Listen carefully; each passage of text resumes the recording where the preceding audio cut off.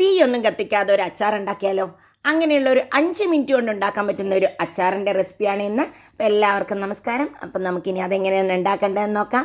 അതിനായിട്ട് നമുക്കിത് അങ്ങനെ ഒരു സവാള എടുക്കാം. സവാള എടുത്ത് അതിൻ്റെ അതൊക്കെ കളഞ്ഞ് ചെറുതായിട്ട് നമുക്കിതുപോലെ ഒന്ന് അരിഞ്ഞെടുക്കാം കേട്ടോ. നീളത്തിലല്ല, ഇത് പൊടിയായിട്ട് തന്നെയാണ് അരിയുന്നത്. കടിക്കാനുള്ളൊരു വലുപ്പത്തിൽ അരിഞ്ഞെടുക്കാം. നമുക്ക് ഒരു സവാളയാണ് ഞാൻ എടുത്തിട്ടുള്ളത്. ഒരു മീഡിയം സൈസുള്ളൊരു സവാള, വലുതാണെങ്കിലും കുഴപ്പമില്ല. അതിനെ നമുക്കൊരു പാത്രത്തിലേക്ക് മാറ്റാം. ഇനി എടുക്കുന്നത് ഒരു ചെനഞ്ഞ മാങ്ങയാണ് കേട്ടോ. ചെനഞ്ഞ മാങ്ങയാണ് ഈ അച്ചാറിന് ഏറ്റവും ടേസ്റ്റ്. ഇനി ഇതും അതുപോലെ തന്നെ അരിഞ്ഞെടുക്കാം. ഇത് നിങ്ങളുടെ ഇഷ്ടത്തിനുള്ള സൈസിൽ അരിയാം. ഞാൻ ഒരുപാട് വലുതുമല്ല ഒരുപാട് ചെറുതുമല്ല എന്നുള്ള രീതിയിലാണ് ഉണ്ടാക്കിയിരിക്കുന്നത്. ഇത് ഉച്ചയ്ക്ക് ചോറിൻ്റെ കൂടെ മാത്രമല്ല ചപ്പാത്തിക്കോ വെറുതെ കഴിക്കാനും ഒക്കെ ടേസ്റ്റ് ആയിട്ടുള്ള ഒരു പിക്കിളാണ് കേട്ടോ. അപ്പോൾ ഇത് അരിഞ്ഞെടുത്തിട്ടുണ്ട്. ഫുള്ളായി അരിഞ്ഞെടുത്ത് ഒരു 2 മാങ്ങ എടുത്തിരുന്നു ഞാൻ. ഇനി അതും കൂടി അങ്ങോട്ട് ഇട്ട് കൊടുക്കാം. ഇതുപോലെ ഒരു ചെറിയ പുളിയോടും മധുരത്തോടുമുള്ള മാങ്ങയാണ് ഇതിന് നല്ലത് കേട്ടോ. അതിലേക്ക് ആവശ്യത്തിന് ഉപ്പും ഇട്ട് കൊടുക്കാം.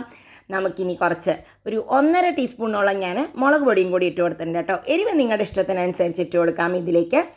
ഇനി നമുക്കിതിനെ ഒന്ന് മിക്സ് ചെയ്ത് യോജിപ്പിക്കാം. ഇതിങ്ങനെയല്ല, ഇതിലൊരു ചെറിയൊരു സാധനം കൂടി നമുക്കൊന്ന് ആഡ് ചെയ്യണം കേട്ടോ. അപ്പോഴാണ് ഈ അച്ചാറിനൊരു ടേസ്റ്റ് വരുന്നത്.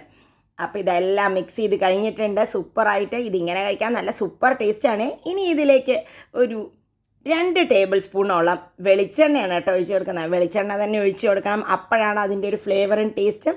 ഇതൊരു ഇൻസ്റ്റൻറ്റ് പിക്കിളാണ്. ഇത് ഒരുപാട് ദിവസമൊന്നും വെക്കാൻ പാടില്ല കേട്ടോ.